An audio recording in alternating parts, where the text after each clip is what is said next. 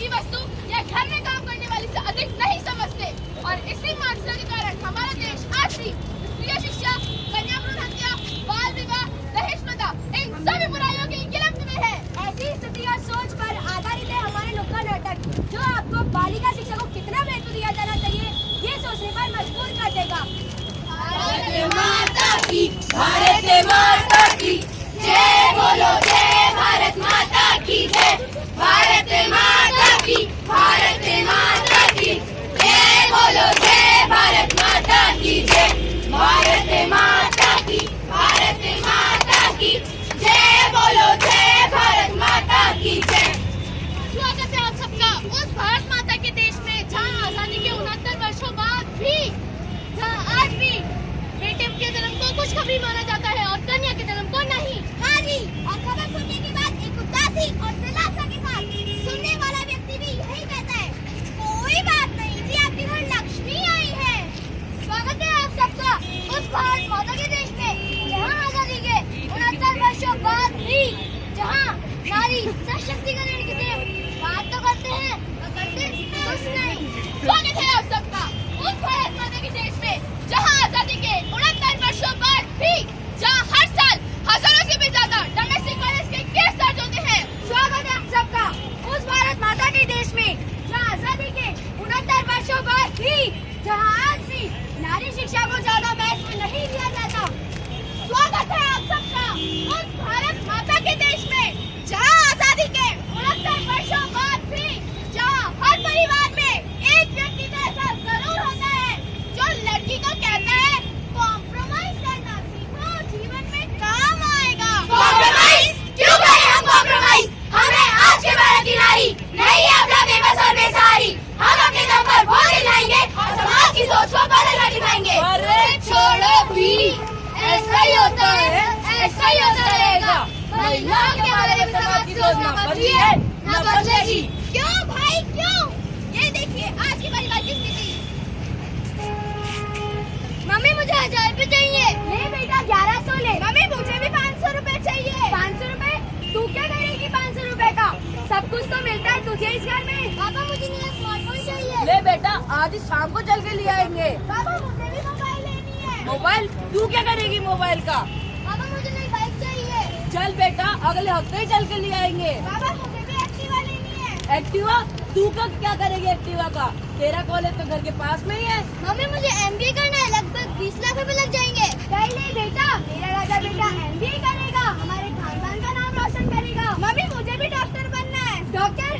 तू क्या करेगी डॉक्टर बन के? लाखों लग जाएंगे डॉक्टर बनने में। फिर तेरा रिश्ता भी तय होगा। हाँ रिश्ता तय होगा। और तेरी शादी में हमें दहेज भी लेना पड़ेगा। हाँ दहेज भी लेना पड़ेगा। इसलिए डॉक्टर बनना छोड़ और शादी करके ससुराल जा। शादी कर ले कॉम्प्रोमाइज। कॉम्प्रोमाइज क्यों करें हम कॉम्प्रोमाइज? हमें आज के भारत की नारी नहीं अपना बेबस और बेसहारी। हम अपने दम पर वो दिलाएंगे और समाज की सोच को बदलकर दिखाएंगे। अरे छोड़ो भी, ऐसा ही होता है, ऐसा ही होता रहेगा। महिलाओं के बारे में समाज की सोच न बदली है, न बदलेगी।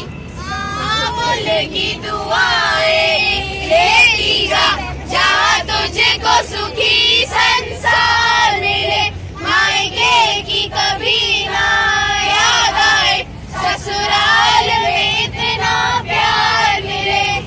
लो चली गई ससुराल, चलो एक बोझ तो कम हुआ, हम तो गंगा नहाए।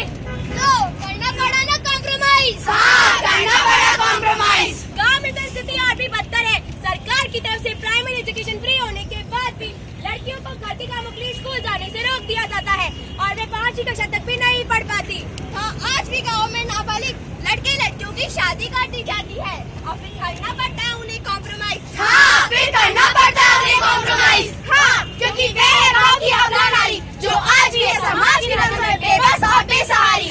दिल है छोटा सा, छोटी सी आशा, मस्ती भरे मन में भोली सी आशा, आसमानों में उड़ने की आशा, चांद तारों को छूने की आशा। दिल है छोटा सा, छोटी सी आशा, रहती है रचे वाली, हाथों में गहरी लाली। हर सखिया हर कलिया हाथों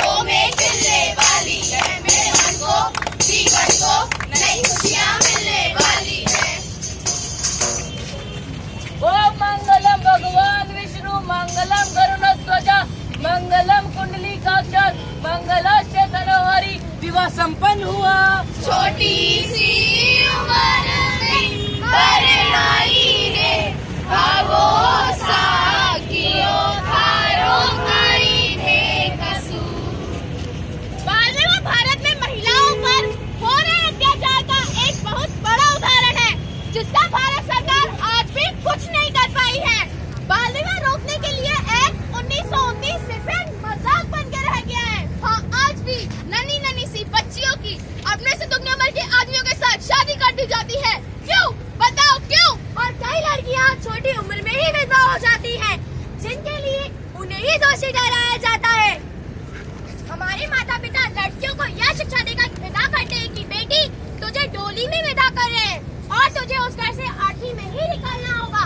अगर बेटी परेशान होकर घर आ जाए तो माँ बाप कहते हैं, बेटी लोग क्या कहेंगे, सारा गांव क्या कहेगा, समाज क्या कहेगा। हाँ, सबसे बड़ा लोग क्या कहेंगे लोग।